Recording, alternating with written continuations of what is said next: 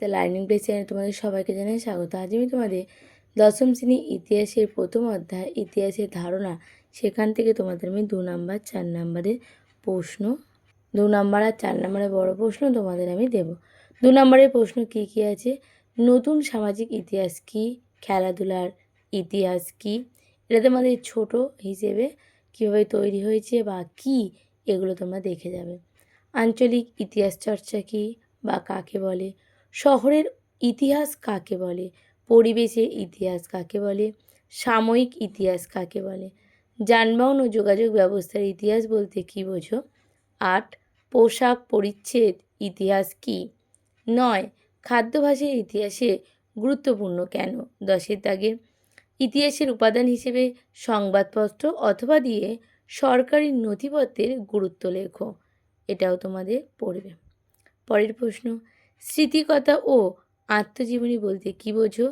এগুলো কিভাবে আধুনিক ভারতের ইতিহাস চর্চার উপাদান হিসেবে ব্যবহৃত হয়, এটাও তোমরা কিন্তু খুব ভালো করে দেখবে।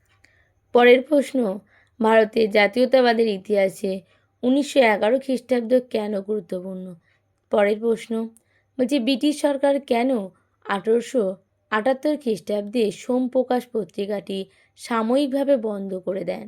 পরের প্রশ্ন, আধুনিক ভারতের ইতিহাস চর্চার উপাদান হিসেবে সরকারি নথিপত্রের গুরুত্ব সীমাবদ্ধতা লেখো। পরের প্রশ্ন, নিম্নবর্গীয় ইতিহাস চর্চা বলতে কী বোঝো?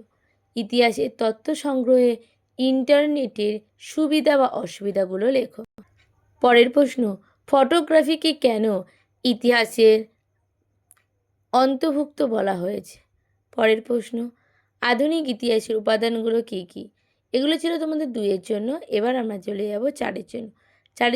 4-এর জন্য তোমাদের আমি 3টে দিয়েছি। এই 3টে তোমরা খুব ভালো করে দেখে যাবে। নারী ইতিহাসের উপর টিকা একটা, বঙ্গদর্শন পত্রিকা, আর হচ্ছে 70 বৎসর, জীবন স্মৃতি, জীবনের ঝরা-পাতা, ইন্দিরা গান্ধীকে দেখা, পিতা জওহরলাল নেহেরু চিঠি হচ্ছে গুরুত্বপূর্ণ। এগুলো তোমরা 4-এর জন্য করবে, আর বাকিগুলো তোমরা 2-এর জন্য করবে। আর একটা তোমাদের কথা বারবার যেটা বলি, যে তোমরা এগুলো করবে বলে এগুলোই শুধু করবে আর করবে না এমন নয়। স্কুলে যেগুলো তোমাদের করাবে সেগুলো কিন্তু খুব ভালো করে তোমরা দেখে যাবে। আজকে এই পর্যন্ত। পরের দিন আমি তোমার পরের অধ্যায় নিয়ে চলে আসবো। যদি ভিডিওটা ভালো লেগে থাকে একটা সাবস্ক্রাইব, লাইক আর কমেন্ট করে জানাবে কেমন হয়েছে।